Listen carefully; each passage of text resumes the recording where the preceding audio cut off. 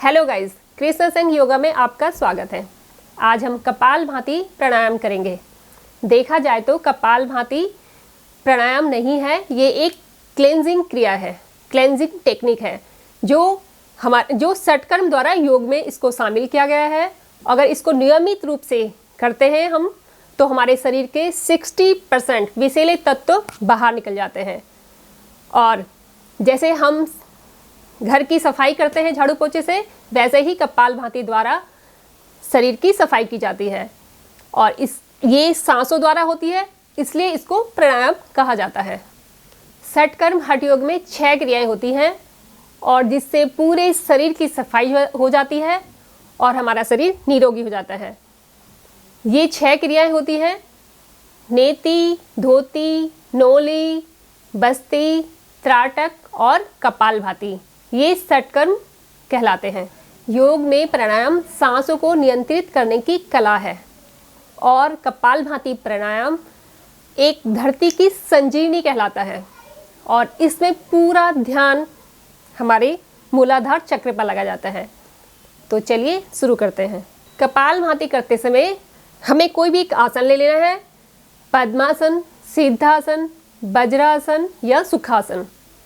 और हमें हाथों की एक मुद्रा बनानी है, वायु मुद्रा हम बनाएंगे।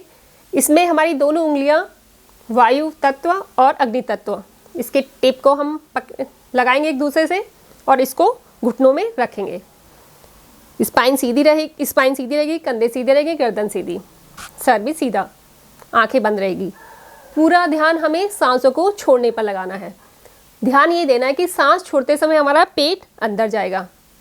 और इस कपालभाति प्राणायाम से, कपालभाति क्रिया करते समय हमारी जो मूलाधार चक्र है वो भी जागृत हो जाता है और इसीलिए इसको धरती की संजीवनी कहा जाता है कपालभाति को।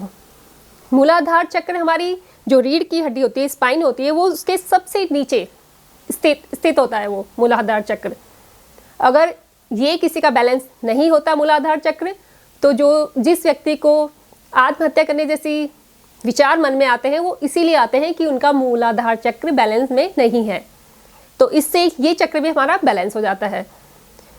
और इसके लिए हमें पूरा ध्यान सांसों को छोड़ने पर लगाना है। सांस छोड़ते समय हमारा पेट अंदर जाएगा।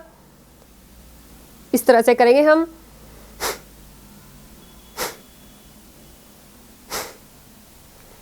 कपालभाति हमें कम से कम 15 सेकंड से 5 मिनट, 15 मिनट, 10 मिनट कर सकते हैं। सबसे स्टार्टिंग हमें 3 मिनट से स्टार्ट करनी है या फिर हम काउंटिंग में करें। हमें जो हम सांस छोड़ रहे हैं उसको काउंट करें, 1, 2 ऐसे करके, 1, 2 ऐसे काउंटिंग करके भी हमें इसको 20 से 30, 50 या 100 इस तरह से भी हमें इसको कर सकते हैं। या फिर टाइमर लगा के टाइम से 3 मिनट, 5 मिनट या ज़्यादा से ज़्यादा 15 मिनट। अगर हम इसको लगातार करते हैं तो हमारे असाध्य से असाध्य रोग हमारे इससे दूर हो जाएंगे, ठीक हो जाएंगे। तो करने का तरीका है कि हमने स्पाइन सीधी रखी और आंखें बंद। पूरा ध्यान हमारा पेट में रहेगा। सांस पेट अंदर बाहर जो जा रहा है उसमें हमारा पूरा ध्यान रहेगा। सांस छोड़ते समय पेट अंदर जाएगा और सांस लेने वाली प्रक्रिया खुद ही हो जाएगी, उसमें आपको ध्यान देने की ज़रूरत नहीं है।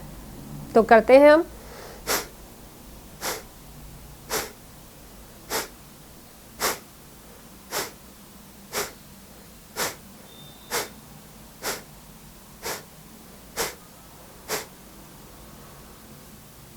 कपालभाति को अभी हम काउंटिंग में करेंगे।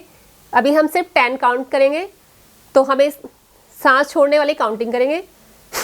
1, 2, 3, 4, 5, 6, 7, 8, 9, 10। तो इसमें जब हमारी सांस हम छोड़ रहे हैं तो पेट हमारा अंदर जा रहा है और सांस छोड़ने में आपको किसी चीज़ में ध्यान देने की ज़रूरत नहीं है। आप अगर ध्यान दोगे तो आपका पेट अंदर जाएगा। तो आपको ध्यान से सांस छोड़ने में लगाना है और पेट को अंदर जा रहा है उसमें फोकस करना है। तो अब इसके फायदों की बात करते हैं। कपालभाति करने के बाद बाह्य प्राणायाम भी जरूर करें। उसके लिए हमें 3 बंद लगाने होते हैं। 3 बंद है मूल बंद, जालंधर बंद और उड़ियान बंद। सबसे पहले लगेगा मूल बंद, जो हमारे मल विसर्जन की जगह होती है उसको हमें ऊपर की ओर ऐसे स्ट्रेच करके खींचना है, जैसे हम मुट्ठी बंद करेंगे ऐसे। फिर करेंगे हम उड़ियान बंद, पेट को पीठ की तरफ अंदर की तरफ करना है। और उसके बाद होगा हमारा जालंधर बंद लास्ट में। इसको हमें करना है, ठोड़ी को चेस्ट में लगाना है ऐसे। तो हमें इसको 20 सेकंड, कम से कम 20 सेकंड जरूर लगाएं। तो इसके लिए हमें इसी स्थिति में बैठना है। स्पाइन सीधी रखेंगे, गर्दन सीधी, और ये हाथों की मुद्रा बनाएंगे, वायु मुद्रा। स्पाइन बिल्कुल सीधी रखेंगे। अब सबसे पहले हम लगाएंगे मूल बंद। उसमें हमारे मल विसर्जन वाली जगह को ऐसे करके अंदर की ओर खींचना है। अब इसके बाद लगाएंगे उड़ियान बंद। पेट पूरा अंदर की तरफ जाएगा, पीठ की तरफ, और लास्ट में लगेगा जालंधर बंद।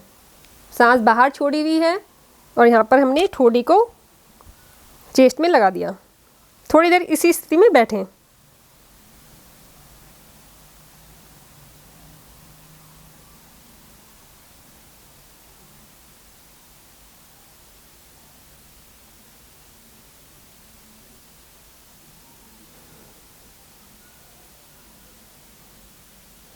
इसके बाद हमें छोड़ना भी, हमें सबसे पहले हमें मूल बंद को रिलैक्स करना है, मूल बंद को छोड़ना है, फिर उड़ियान बंद को छोड़ना है, और लास्ट में हमें गर्दन सीधी करके जालंधर बंद को छोड़ना है। कपालभाति करने के अगर फ़ायदों की बात करें तो इसके अनगिनत फ़ायदे हैं। उनमें से हम आपको कुछ बताते हैं। कपालभाति करने से हमारी किडनी और लीवर से जुड़ी सारी समस्याएं दूर हो जाती हैं। इससे हमारे पूरे शरीर की ये क्लींजिंग करता है। इससे हमारे पूरे शरीर के विषैले तत्व बाहर निकल जाते हैं और हमारे शरीर में ब्लड सर्कुलेशन अच्छे से होता है। हमारी मांसपेशियाँ मजबूत हो जाती हैं, वो अच्छे से काम करती हैं। हमारी नसों की प्रॉब्लम, नसें मजबूत हो जाती हैं और ब्लॉकेज दूर हो जाती है। श्वसन संबंधी, सांसों संबंधी समस्याएं इससे दूर हो जाती है। सांसों की ब्लॉकेज दूर हो जाती है और इससे हमारा दिमाग तेज हो जाता है।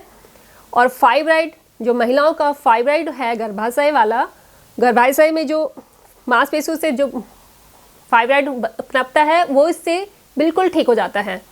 और हमारे शरीर में कहीं भी सिस्ट या गांठ होती है वो भी कपालभाति प्राणायाम से बिल्कुल ठीक हो जाता है। और इससे हमारा दिमाग तेज हो जाता है, मन शांत हो जाता है। अगर हम इसे 3 महीने लगातार करते हैं तो हमारे शरीर में हमारा पूरा व्यक्तित्व ही बदल जाता है और हमारे शरीर बिल्कुल निरोगी जाता है। सावधानी की अगर बात करें तो हर्निया, पेट का अल्सर, हाई बीपी या फिर गर्भावस्था के दौरान, मासिक धर्म के दौरान ये कपालभाति क्रिया ना करें। आज के लिए बस इतना ही। अगर आपको मेरी वीडियो पसंद आती है तो इसे ज़्यादा से ज़्यादा लाइक और सब्सक्राइब कीजिए। धन्यवाद।